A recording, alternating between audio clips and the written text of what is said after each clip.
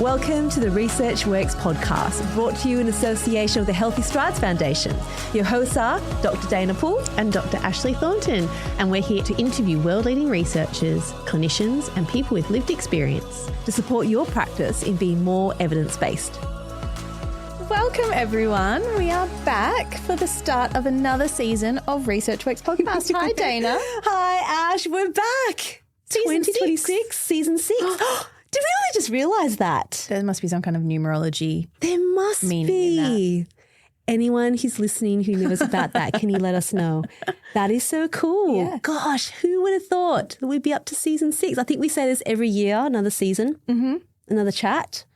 Another amazing guest and extra special today because our guest is in person. Yes. Which we love. We love it. We love it, especially in our new studio setup if you're watching on YouTube.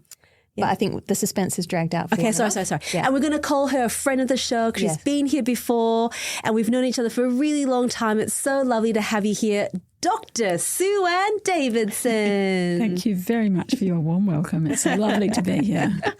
It's great to have you back in the studio, Sue-Ann. We spoke to you a few years ago about some of the early work that came out of your PhD, and now we're here talking to you with the PhD completed as Dr. Sue-Ann Davidson. Congratulations. Thank you. Hard to believe, but true. Pretty impressive. Very impressive. A very impressive body of work. And one of the papers that you published as part of your PhD is the subject of our conversation today.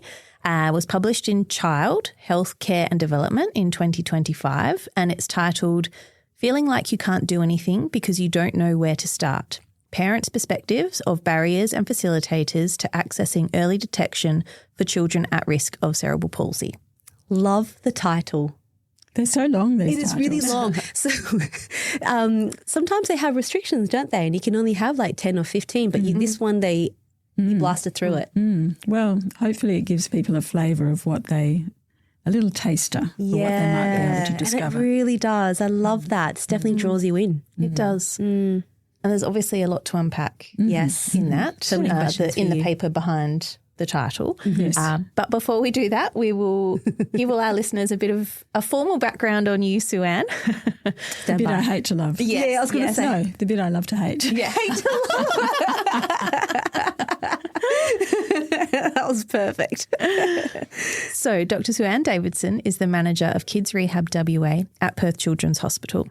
She recently completed her PhD at Curtin University, with her research focused on developing a statewide early detection and training network for children at high risk of cerebral palsy and other neurodevelopmental disabilities, work that aligns with national and international best practice models to improve timely access to intervention.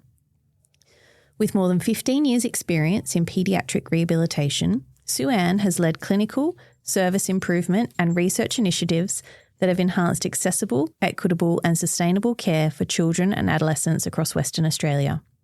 She co-chairs the Child and Adolescent Health Service Disability Access and Inclusion Committee and has previously served on the Disability Health Network Executive Advisory Group and WA Sustainable Health Review Clinical Reference Group. Sue-Ann also holds a Master of Health Administration and is a qualified physiotherapist. Just in case you didn't wear enough hats, Sue-Ann. Goodness me. So impressive. Now she's got the doctor to her name as well. Thank you. Very kind. So that's the awkward formal bit out of the way. Good. Let's move on now. Yes. Awkward informal bit. Yes. Is this better? Stand by. Yes. And so we've all just returned from a nice break over the holiday season. Feeling refreshed. Relaxed and refreshed. Yes. And hopefully still talking to all of our nearest and dearest because sometimes we like to play games. I know when we go away with friends or family, we like to play games. Sometimes, people take them a little bit seriously and get a little bit competitive. But I would love to know from both of you, what is your favourite game? Guess first. Okay. Can I go to you first? Okay, so I'm not allowed to play board games in our house because my husband says that board games are well named because they're boring. They're board games.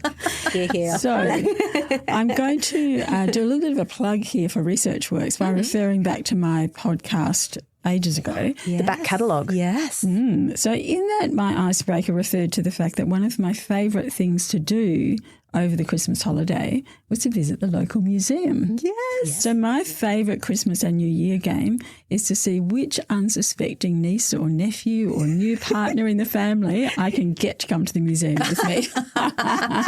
That's my favourite Christmas game. That's so good.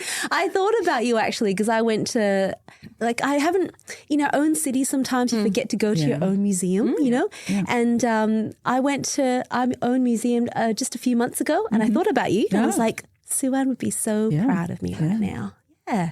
Well, the Chinese warriors that are here, terracotta is brilliant. incredible. So I haven't been yet, but it's definitely on my Oh my gosh, I heard of something you haven't. Yeah, that's incredible. To all Sue-Ann's family who might be listening, look out. That one's really worth going to, so definitely put your hand up for that one. Yes. The detail's incredible. Yeah, okay. So, yes, yeah. What about you, Dana? Oh, look, I am not a board game or game kind of person. I am notorious for sitting on the sidelines. So I watch other people play. It all gets a bit competitive. I sort of roll my eyes a little bit. Sometimes I get a little bit interested and I want to play, but then I get too emotional. Like I can't even watch sporting matches without feeling like I'm on edge and I've got to turn it off and I'll look at it. I'm just not good at that sort of stuff. I just too attached emotionally. So for me, the one that I will participate in is probably something like Pictionary. You know, it's got like this flair of creativity.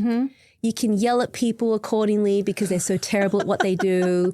And then, but you can still be really kind and encouraging. So it allows you to have a good balance between the two. Yep. And you don't need to know the rules too much either. That's true. Because I never play often enough to know rules for anything. And very participatory. Yep. Yeah. I love that. I think I can do that. Draw some pictures and yell at people.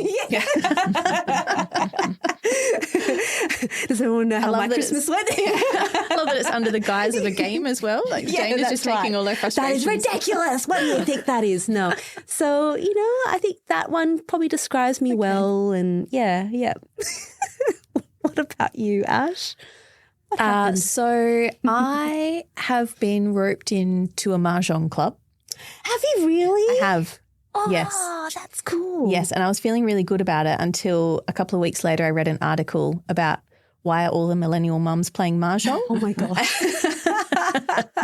And I felt attacked. But now that I know the rules of mahjong, I love it. You know the rules already? Well, I know enough rules to participate in the version of mahjong that I'm playing with friends, yes. I'm so impressed. Yeah. See, I'm going to jump on that one. And I feel like because of what I look like, I should be able to play mahjong. Like I have very few Asianisms about me. Like I love noodles. Those things are very typical. But I feel like as I get older, I should be able to play mahjong. I can teach you. Maybe you can teach me. That'd be great. I'm a millennial as well. Mahjong. Oh, that's perfectly fine. But I feel like by the time I'm an older woman, I need to be able to play mahjong. Yes. So I'll join. And I just found out that my local library has a mahjong club as well. No way. Yeah. So it has become quite a thing, hasn't it? It has.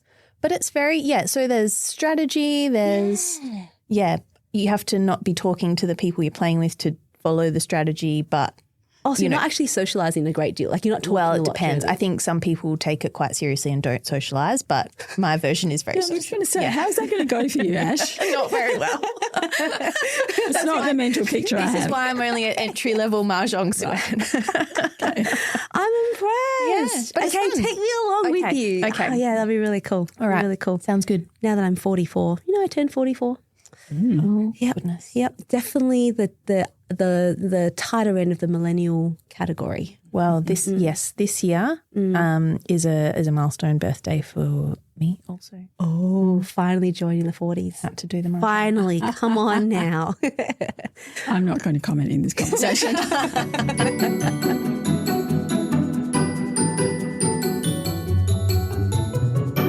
Moving on.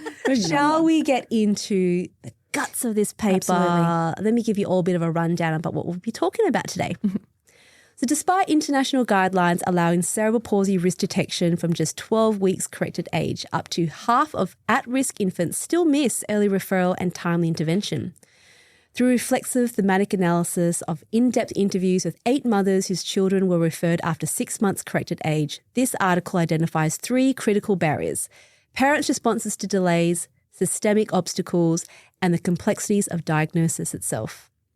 The paper highlights the importance of delivering better parental support, simplifying health system navigation, upskilling clinicians across all settings in risk factor recognition, and partner authentically with families from the very beginning. This work is crucial to closing the implementation gap to improve outcomes for children at risk of cerebral palsy, as well as the experience of early detection to early intervention. Look, that gets me excited already. And I have to admit, reading the abstract in front of two people who helped write this was very intimidating. I just want to say, because obviously I summarised it from my perspective. I'm not making eye contact until we get going. I've noticed that. Yeah. I'm not making Okay, you're in a safe space. You did very well. Thank you. So, Sue-Ann, let's set the scene for our listeners, particularly those, I think, who maybe don't have a background in early detection and intervention. Mm-hmm. Can you talk to us about how we can now reliably detect risk of cerebral palsy and why it's so important that we are able to do that early? Yeah, so there's a real groundswell of interest and research and communication in this about this topic, which is amazing and really important. Essentially now we can detect children at high risk of cerebral palsy from as early as 12 weeks of age. And that's really important. It's moved incredibly in the last few years from an average age of 19 months or around 2 years of age. And really that's a big move backwards to 12 weeks. But it's really important actually for the children so that they can be fast-tracked to early intervention and really have that chance of developing motor skills and supporting pre-language development and all the cognitive aspects, even before we even know what their diagnosis is. So just during that really brief phase of rapid neurodevelopment, all that brain neuroplasticity, just to be able to give them the opportunity to flourish there. The other really important aspect is for their parents and carers who actually often know something's not quite right and are really worried. And what we found is how hard it is to find out what's wrong and what to do next. So there's lots of really good reasons for really doing early detection well. And, I mean, there's lots of different ways that this plays out in the real world, and we don't live in a vacuum. So there are lots of factors within the systems, within the families and within the environment at large at play. But what would an ideal, in inverted commas, pathway look like for these children and their families? I think it starts, this is probably pie in the sky, but I think it starts really early actually, even preconception. And one of the things and some of the really interesting work that's happening now is trying to untangle some of those pathways to cerebral palsy and other neurodevelopmental disabilities. And we can put it into all sorts of different risk factors or periods or epochs of risk. So even how is mum's health? What's the environment she lives in before even she gets to conception? And then during that early period when baby's in the womb and growing, and then right through to when baby's born and the care that they get at that time, how's mum's and the family's mental health around that period. There's so many different influences on growth and development for babies. And so and then that's not even taking into account the postnatal care. And I think part of our system aspects are joining up the information flow because we seem to have obstetric care and then we have an antenatal care and then we have postnatal care and then we discharge to our GP or maybe even referred on to primary, secondary, tertiary services. And the communication, our systems don't work well together to transfer communication. Obviously there's has to be consent along the way to transfer information. I just worry, though, that we do miss some of those vital, not always, but there are times that we miss red flags along that journey that could help to link up some of those parts of the journey. I feel like I haven't really answered your question, though. I've forgotten what the question was. I think you have, and I think, because of all those, because of all the different systems that we're operating in, I think about when I had my kids, my obstetrics team certainly didn't talk to the paediatricians who had to follow up with, one of my kids when she had a hole in her heart. So, you know, there was no communication from them and then to the child health nurses and then to all the other people who were interacting with my family. Relies on the parent or carer to really be the holder of that information and to be the conduit between all of them. And that's not necessarily... Well, that's a big responsibility. Yeah. It is. Yeah. And so early on in the journey, if you want to call it that, you know, we've all been in health systems before where you're like, oh, why aren't you like there's this expectation that people are talking to each other. I think you go into it thinking that. Yeah. And you think, oh, if everything's electronic, everyone's seeing that data, but that's not necessarily the case. So if it's your first encounter for your beautiful, precious child that you want to get information on, the anxiety is a little bit higher, the tensions are there, and then you might not be feeling all that great yourself. And then now you're having to communicate all of it based on this preconceived idea that everyone's communicating with each other, right? Yeah, that's right. That's not always the case. It's a tough tough realization at such a critical point in time. I think the other bit of positive work, though, is that what often happens is out of some really challenging situations where people from priority populations or people who have really actually more at risk of having poor outcomes, there is quite a lot of research going on there with people to actually work out how we transfer information better, and that's often the case. And I think if that translates into better care and outcomes for children and mums and families for priority populations, then that's fantastic. And if it overflows into the rest of the healthcare system, that's an added benefit as well. Absolutely. So I'd like to be quite hopeful about all of the work that's happening in this space. Yeah.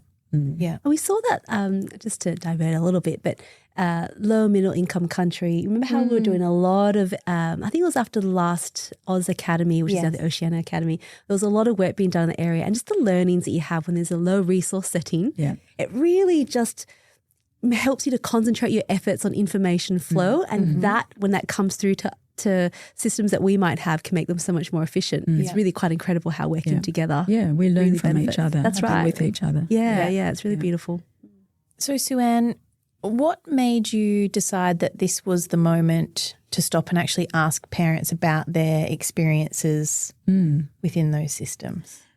So we had done a study already, which we talked about last time at the tertiary centre at the hospital.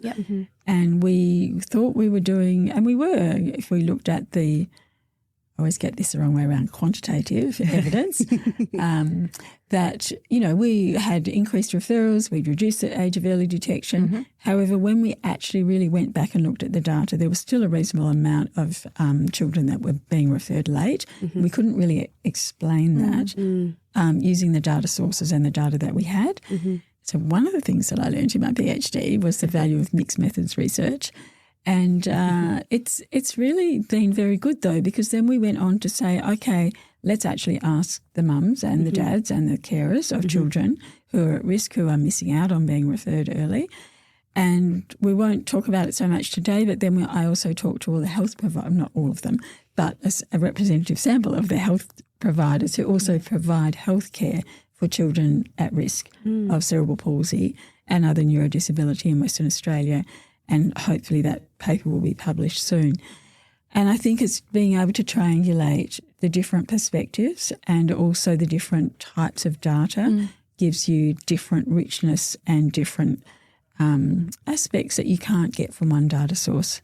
Much as I love figures and numbers, I've learned that actually. And I've also learned how much I really enjoy talking to people and really drawing out their experiences.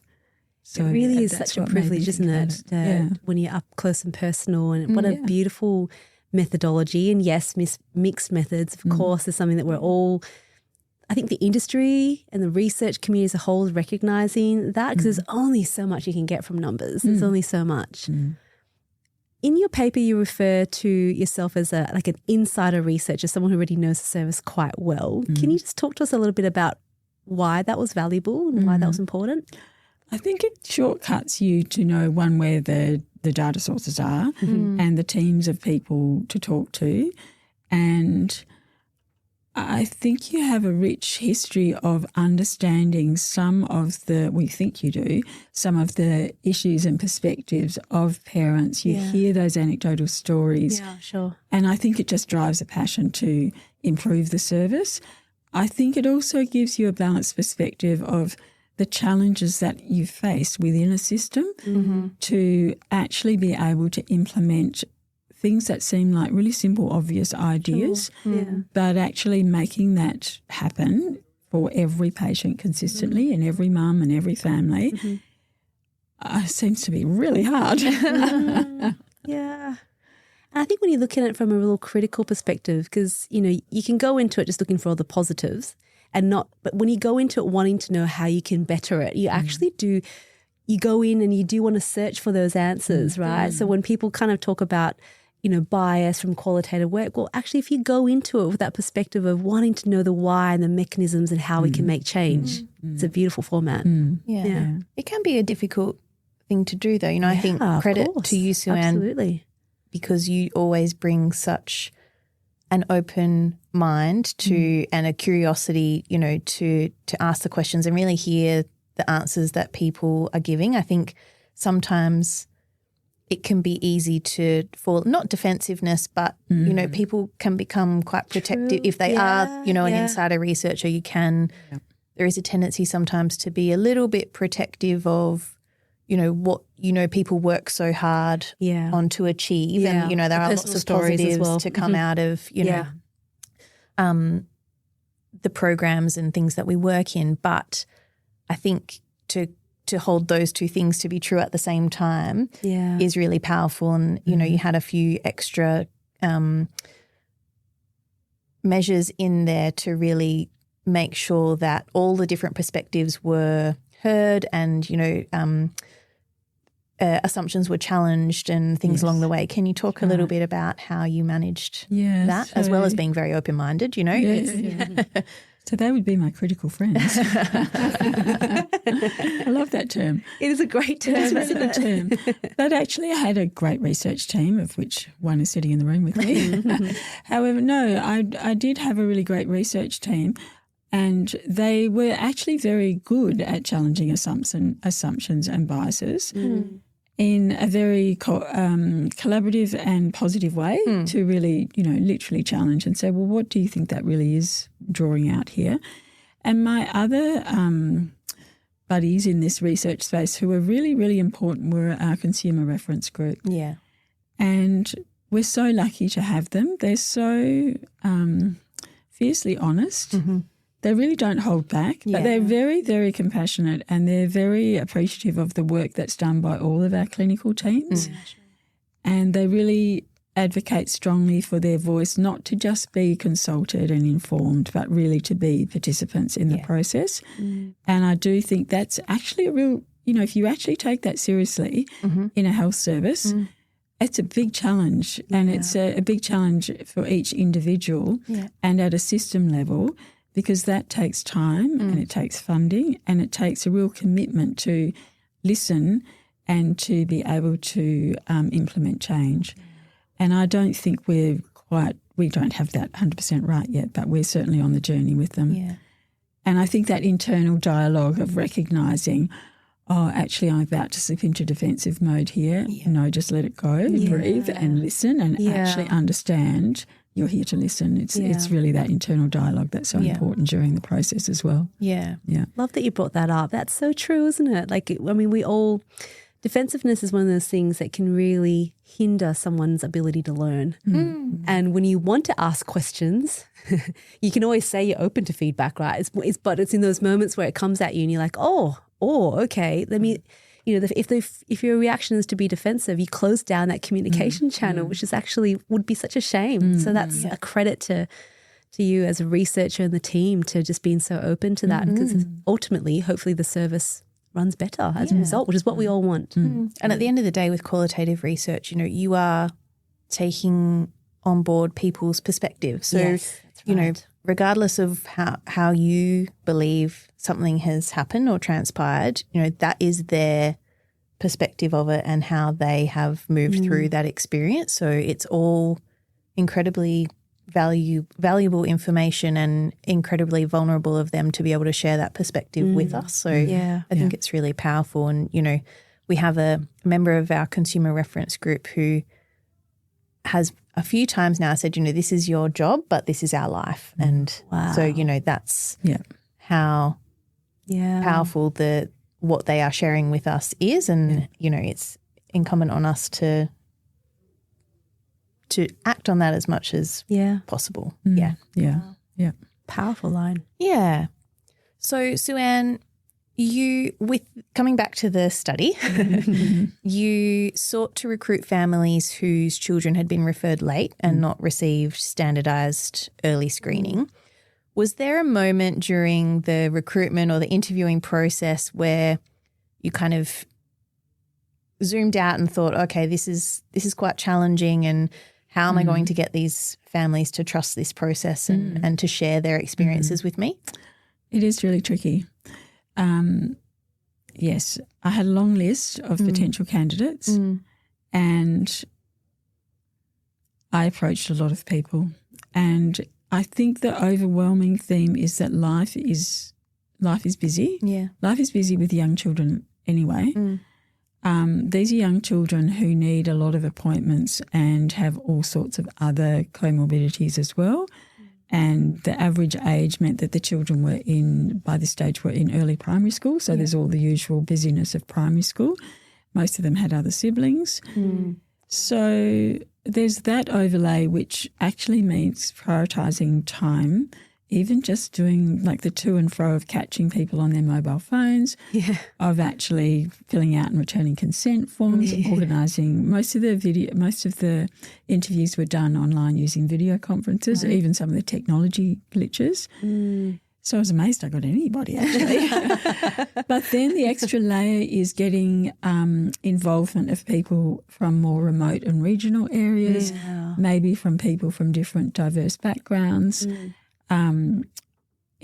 I did have some fathers, however, actually in the end it was only mothers who I actually interviewed, but many of them spoke about their experiences as a couple or as their partner's experience as well, which was really fortunate and very useful.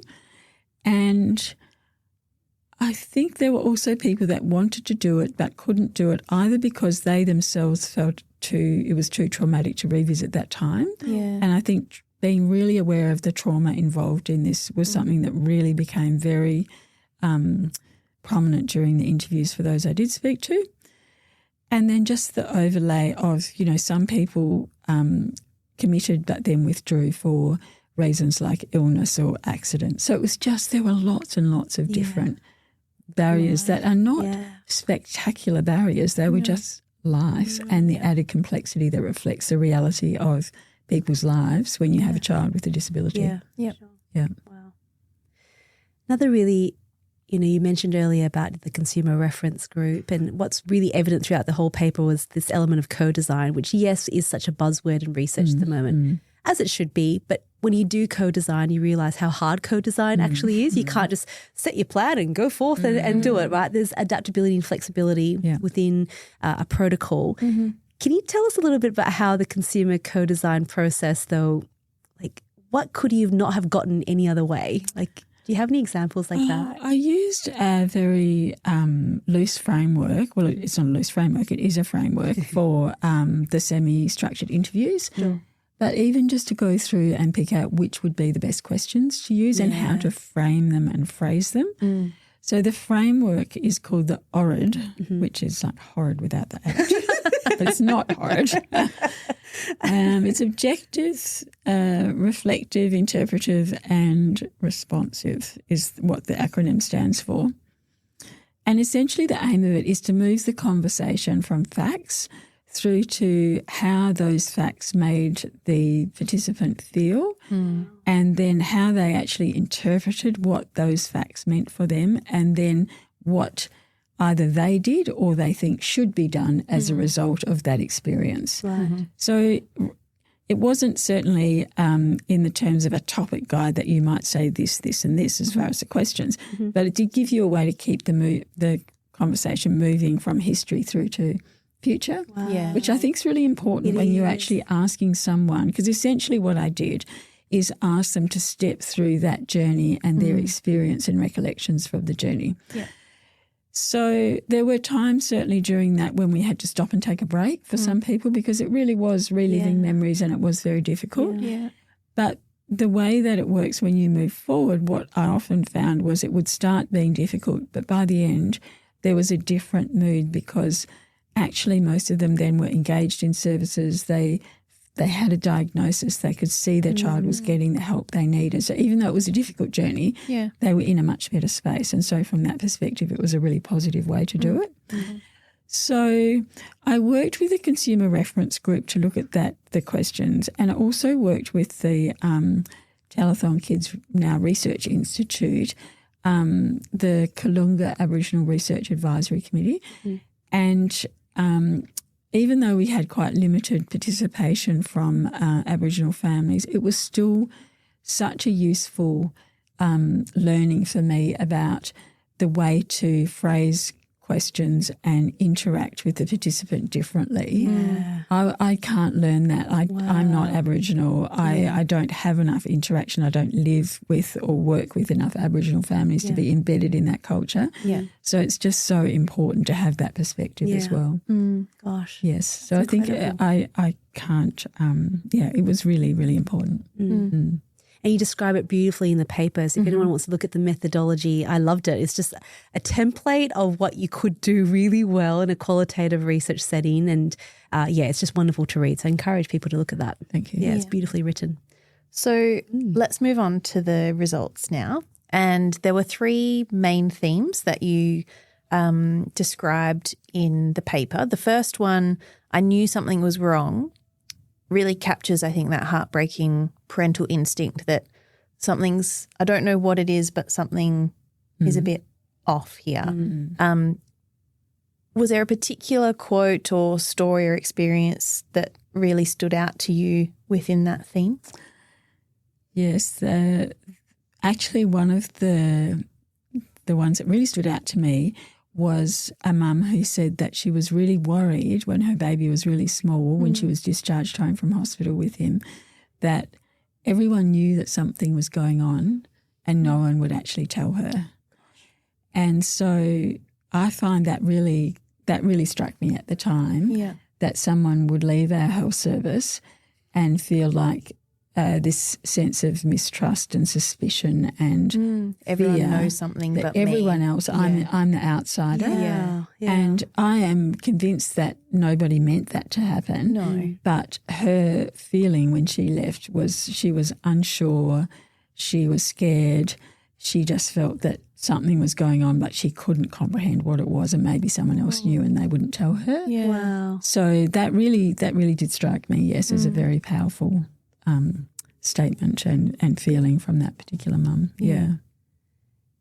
It's quite, I completely understand what you mean. It would not have been the intent of the people involved. It would have been go through the process correctly, respectful. We don't want to say something that's not quite right yet. You want to get it right. Yeah, and this is a very vulnerable person That's right. at a vulnerable time. Yeah. They've just had a baby. Yeah. We don't want, coming from the perspective of the healthcare providers not wanting to add to the burden or the load at that time, but her instinct was that something people knew was and she going didn't. on. Yeah. And it may be that nobody did know. No. Because there were still investigations to be done. Yeah, sure. And there are so many things that can be going on and that can be more acute priorities at that time. Absolutely. That it's all, perfectly reasonable, but it's just unfortunate that that's the way that she was left to feel. Yeah.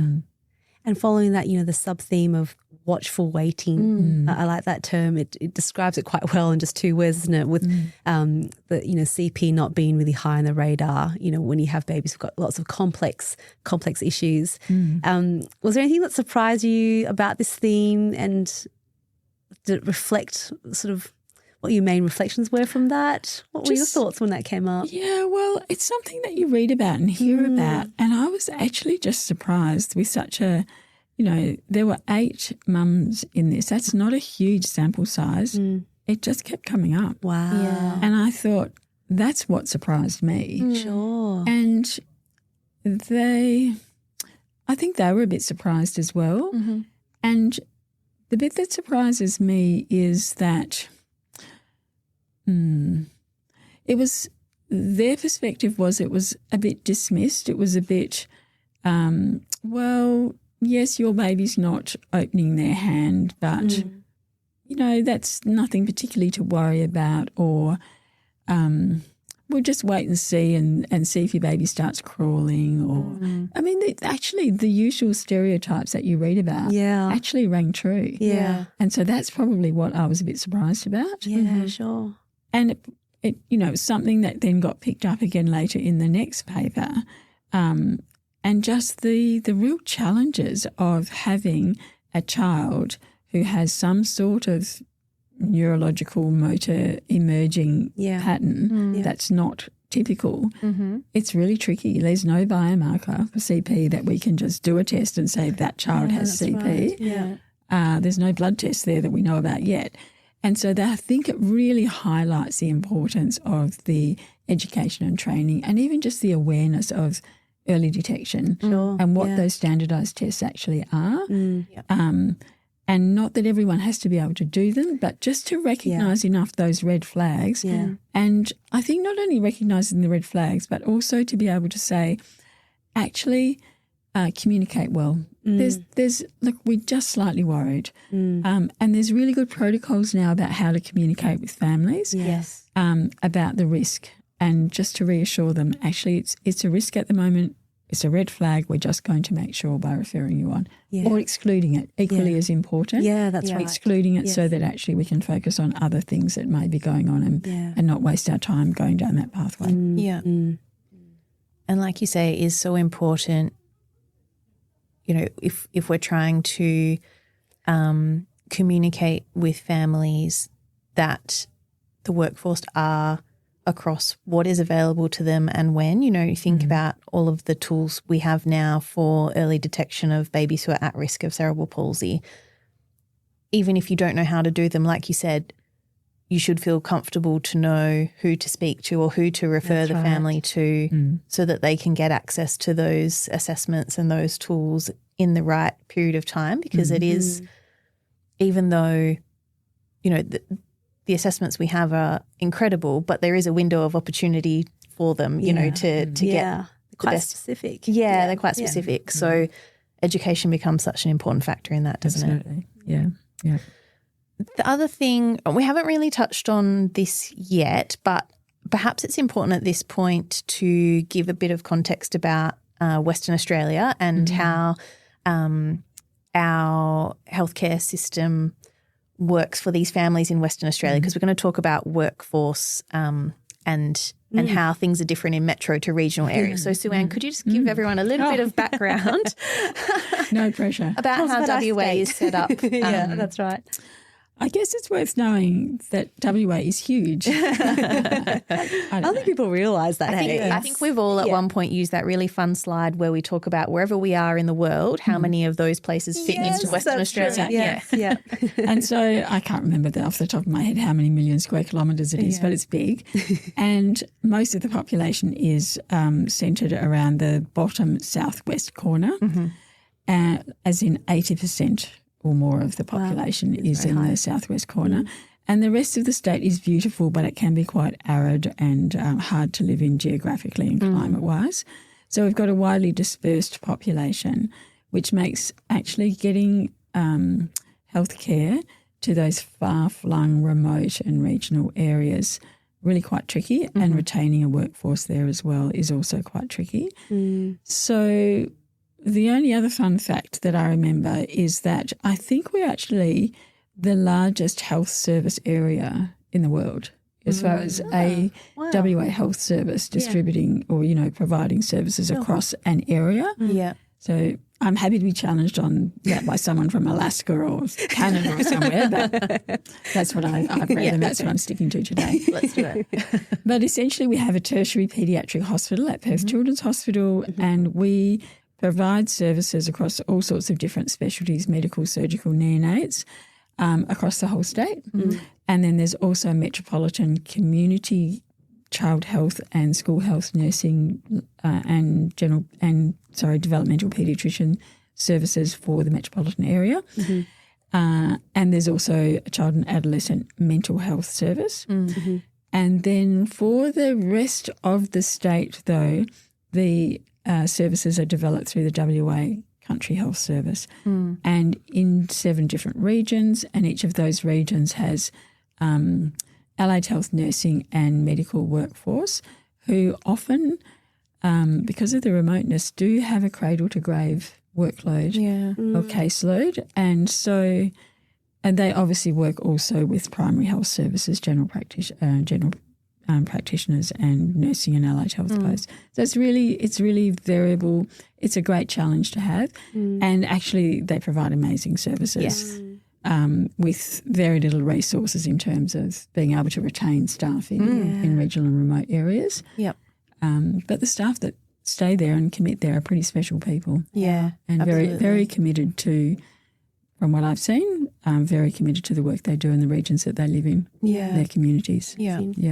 And so how do some of those barriers, to accessing services, particularly in regional and remote areas, how did that play out from the family perspective? What kinds of things were they coming up against as a result of? I think that the information exchange.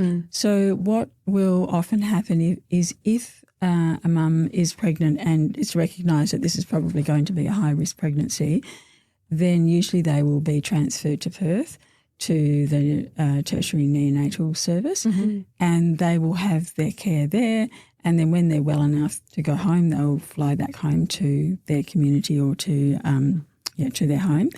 And so then that's a matter of making sure that information gets passed back to the right healthcare team. Yes. And it may be in really regional and really remote areas, it may be a nursing post in a tiny community, which may or may not have very good access to internet or mobile phone coverage. But then there'll also be potentially a visiting health service, and it could be either an Aboriginal medical service or it could be a WA Country Health Service, or there could be both teams involved. There could be different allied health teams. And also because of the workforce, there's often locum services and fly-in and fly-out health cover. So actually getting the right information to the right people. And especially if you're thinking about early detection, you may have your first general movements assessment video taken while the baby's still in hospital in neonates.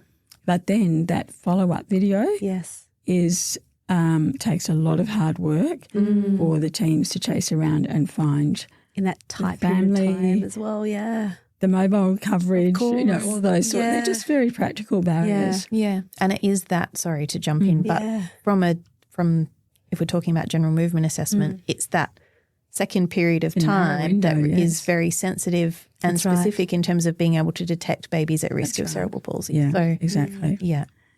And then just the physical travel, of course, and it can be very dependent on cyclones and roads getting flooded and planes can't land and those sorts of things. So those physical logistics are good. And if you're leaving family behind, someone else has got to care for the rest of your family. Yeah, absolutely. And it's expensive. There's cultural differences. There's climatic differences. And then there's just interacting with a health system that you're not used to interacting with. So there's so many things that make it challenging. And I think identifying them and noting them is really important, isn't it, if you're going to start to look at solutions. But, not tech solutions aren't always the answer to everything, are they? I actually think especially if you're dealing with cyclones and that's right. But I do think what comes through as a very common theme across all of both perspectives from clinicians and from families is the importance of communication and relationships. So without those, sure, there's always going to be challenges. There's challenges everywhere in the world, but it's the relationships that make a difference for families. Absolutely. So, and there's another really interesting part. I mean, there's so many interesting parts to the paper that there was this beautiful sort of, I guess, really powerful theme about mothers becoming, fierce advocates, right, in a system that they felt like might not have stepped in early enough for them. And there was a few cases where they moved interstate or overseas to try to get better or faster access, but then end up coming back. Like, can you just elaborate on that a bit more? That was very interesting. It was really interesting. And I think it tied in a bit actually to understanding the systems. And so one of the themes that was really strong was they didn't know what services were out there. They didn't know who to ask. And it seemed to be this progression, which other people have found as well, from just checking with your family and friends around you and comparing with siblings and relatives. Yeah. And actually there's still something not quite right. Yeah. Then you go to GP. GP may or may not know what to do or who to refer to. So it was an expanding circle of actually seeking more information and getting variable feedback and being listened to in variable ways along that pathway. And I felt that they sort of they got stronger as they went along in their voice and their advocacy because they persisted. They were very resilient and they really wanted to have a voice and some agency in the team that developed around their child. And they really felt strongly they wanted to be a team member and to have some agency in that team. Yeah. Wow. And I think we all know that having the family and the child in the team is important. That's how we work. Yeah. It was a bit challenging to me, having worked in that system for so long, to think that, we're actually not getting it right. Not getting it right for everyone. We get it right most of the time, but what are we doing here that these families took so long to feel like they had some agency in this? Sure. Yeah. And they sought to go interstate or overseas because they had heard about it before or they had family there? Was that like a sense of familiarity? Yes. Why they went there? Essentially. Right. Okay. Essentially, yes. Again, finding that community. It was finding community and having trust that they would be able to find the people to build the relationships. I see. To understand the system. Right. It's a lot. People talk a lot about signposting and navigating systems, and it was a lot about that. Right. So it's the expanding circle of understanding and the advocacy, but it's also finding those signposts along the way. And I think that they felt that in some of the systems that they used to live in, even though they hadn't used those services, they felt that if they went back there, they would be able to recognise those signposts better than in our system here.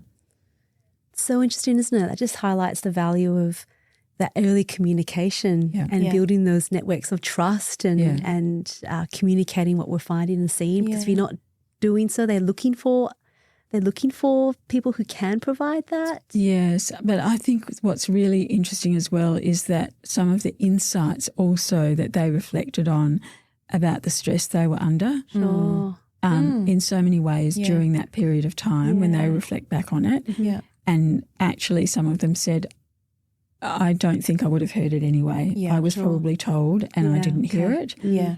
And some of the health professionals who I then talked to later talked a lot about how conscious they are when they're communicating with families, that how often they will say things in different ways at different times, and it can take a long time because we all need to be ready to hear news. Yeah. And this is not always good news they're hearing. So they did have insight. It's not that they weren't told, it's just that perhaps they weren't ready to hear or understand or couldn't actually absorb it at the time. And that's one of the really powerful things I think about talking to these families when you did, is that, you know, they had the benefit of time to kind of look back on their experiences and actually have that insight and those reflections on how they were as a person at that point and how that may have influenced, you know, how people were relating to them and how they were taking on information and it's really powerful. Yeah. And this is, you know, 6 and 7 and 8 years later and there was still quite a lot of strong and mixed emotions. Wow. So it's a big impact. Yeah. That's a whole nother. I was going to say there's so much you can pull from that. Like what difference the data would have been if it was at the time and how they would engage with that versus the power of having some reflection but there's a lot in that, isn't there? Yeah. It's very interesting. It is. So looking forward, Sue-Ann, what did you take from your data and, you know, what are the summaries and the conclusions that you've drawn from this paper and how do you move forward with those? It all builds the picture, building towards the education and training that we need, so that people are aware of how early detection can be done and how early it can be done, but also how important it is, and also to be aware of where to refer. So from our little local health system in WA, it's not little, our big, widely dispersed health system. That's really important to know what our referral pathways and our services are. But I think if you zoom out a little bit, I think it's just really important to be aware that there's a lot of work in this space at the moment, and there is a lot of information now about what to do for children in that 0 to 2 year old age group when they're at risk of cerebral palsy. So there are good published articles and information about what to do. There's obviously good published information about early detection in all sorts of different high and middle and low income sort of resource settings now, and also emerging in culturally and linguistically diverse populations and Indigenous populations. So really just, all the information I feel like is there and growing. And the other bit I've just forgotten. I've just had a mental blank. Sorry. That's okay. We can take it from there. Well, I think you're right in the sense that there is so much information and we've discovered so much in a very short period of time. Like you said, when you look at what's happened in the last decade and even the last 5 years has accelerated, and your PhD was in amongst all of that, right? Now to disseminate this information to such a huge group of people who can be involved is the challenge though as well. Like, so what is actually the new guideline and what else has changed? Because everyone knows something has happened in that space, but just how much? Yeah, and I think now we're pretty confident with high-risk populations in knowing what has been done, what can be done, what should be done. Yeah. It's the low-risk, 50% or so of children, that is the challenge now that actually most people are really most worried about when they're working with children who come and see them or their parents bring them and they say there's something not quite right here. And it may not be cerebral palsy, it may be a host of other things. So how do you tease that out early? And so that I think is a real challenge now. And there's a lot of really good work being done now to actually help us work that out. So I think it's really exciting times actually. It really is. And I do think we're also developing digital hubs and digital tools and really trying to integrate some of the apps, for instance, that we know work really well in the research space into the health system so that we can actually make this more widely available and you don't have to be part of a trial to be actually really have a safe, secure, private way of transferring this information. So I'm hopeful that there's lots of good things to come.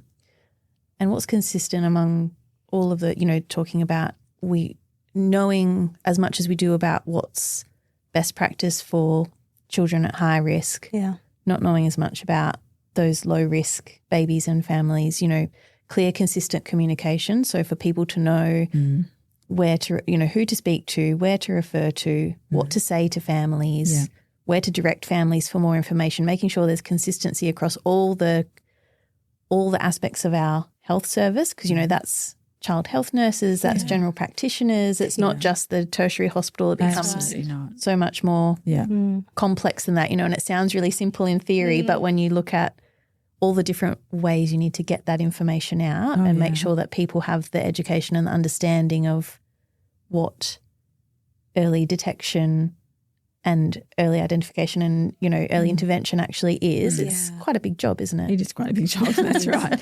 Because that's, a bit like our consumer who said, this is your work and this is our life. That life is lived out in the community. That's where everyone is. Everyone's interacting. And to the people that are out there providing health services, are not only a lot of them seeing a cradle to grave caseload, but they're also seeing all sorts of things, and the rate of cerebral palsy is very tiny amongst all that. That's right. So it is a really tricky challenge, but it's a really good case example as well of being able to really target one group, and the learnings from that hopefully we can actually share and benefit more children and more families.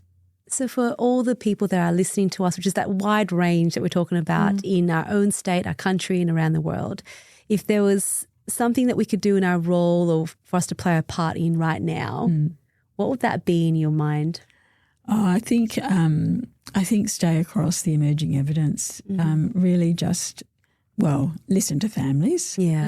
And really be very kind and respectful. And I think people do that. We know health professionals generally do that sort of thing, are very committed to what they do. And just, there's evidence, there's guidelines, know what they are, keep abreast of it. Listen to research works. Oh, thanks.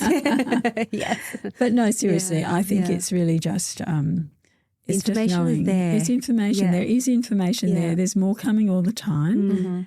And be involved. You know, if you've got any interest, be involved. It's a really good, it's brilliant. good work to do. Can I ask a final question before we head into our final segment?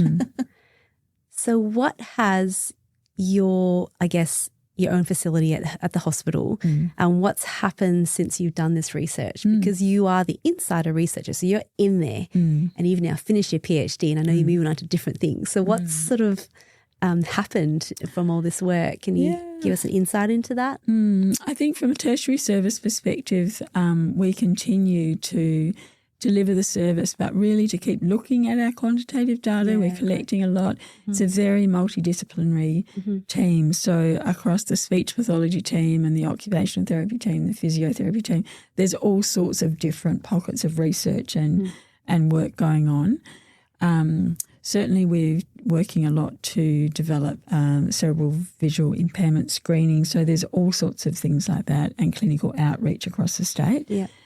Very excitingly, we've had a research grant from our hospital foundation who have committed to a 3-year grant for a statewide network. And so that's a really, it's an amazing thing that we're we feel very well supported by the foundation. Amazing. And they've supported actually this expansion of the early detection service actually really now for the last 10 years when I think about it. So iterative different grants to grow the service on site. And now this is the second grant, at least in a row, where they're actually helping us spread this more widely across the state. Amazing. And that essentially will have 3 streams. It'll have a digital stream to improve that communication between our digital systems, and it'll also have a digital hub, so that as part of that to provide information for clinicians and also for families and communities. It'll have an education and training stream, and it'll have a wider network stream of joining up work and knowledge and having communities of practice. And so it's a really exciting time. Yeah. Very exciting. You guys are going to be very busy. Indeed.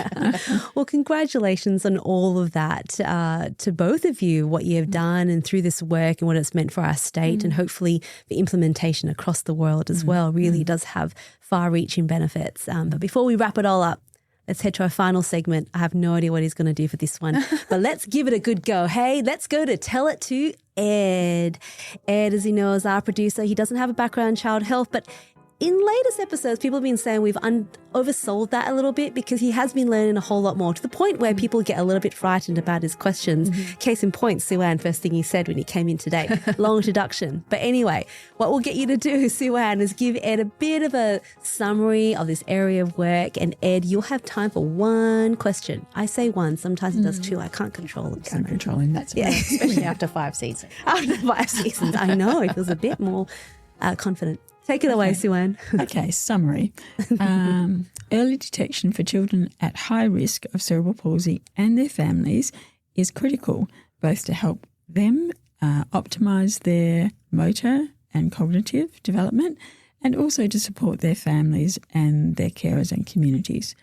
And so we have improved services at the Tertiary Children's Hospital. We have spoken to families and we've spoken to health providers, and now we're rolling out a statewide early intervention and detection network in Western Australia, in the hope that this makes services equitable and accessible for all children at risk of cerebral palsy in WA.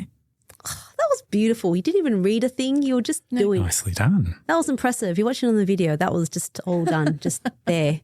I have said that a few times. Yeah. You didn't have to say that part. That was good. You can edit that out. Ed, do you have a question for the newly appointed doctor?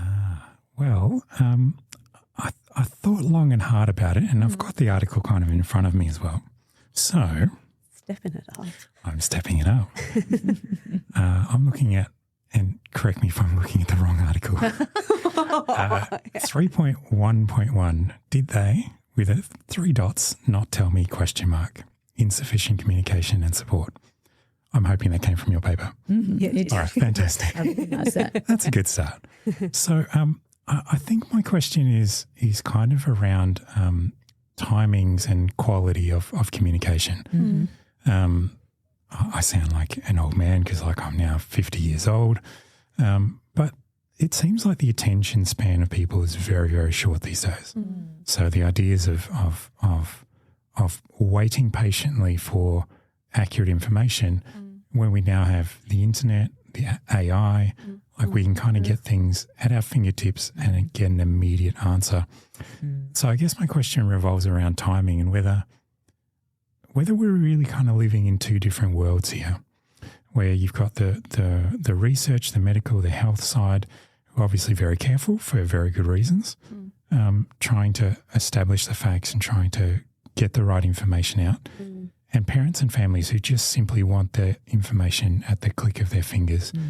And I'm just wondering how we bridge the gap there, because there's clearly a gap of some sort. And do we need to find ways of speeding up this kind of information discovery phase? Or do we kind of need to find ways to educate families and parents a little bit more to say that, look, there is a much wider gamut of factors and other things involved here that kind of make it very difficult to give you the answer that you would expect out of other areas of life. I think you've really hit on a very important point there.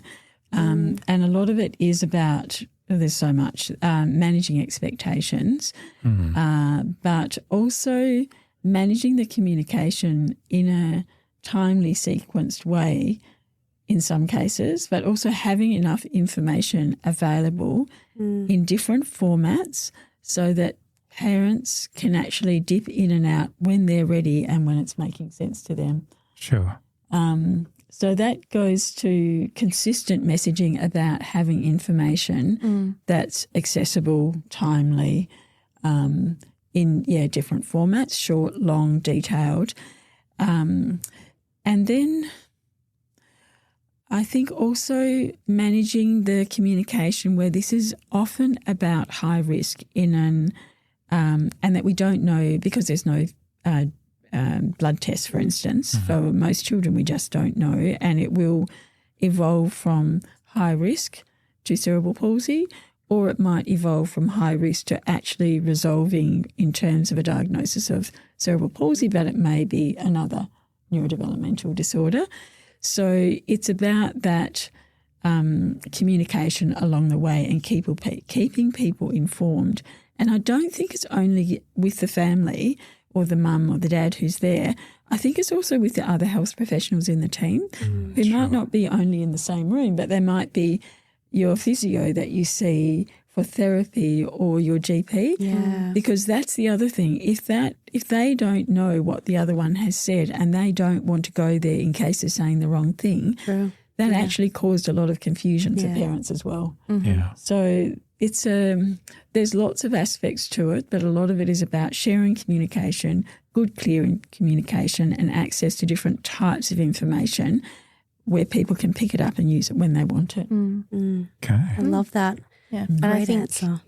coming back to what you were saying earlier, Sue-Ann, about the grant that the Perth Children's Hospital Foundation has provided, part of that is setting up the digital hub, which will be, a collective of evidence-based information for families to access when they feel ready to. And it's really important that part of communication is directing families to that kind of information so that they aren't, floundering down rabbit holes on the internet web. and Right.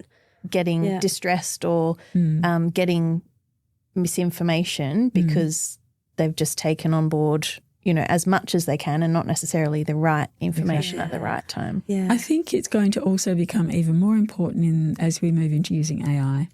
So I think that is down the track, and we haven't even touched on that as far as using AI for early detection, but that's really going to highlight the need for good communication. Yeah. Yeah.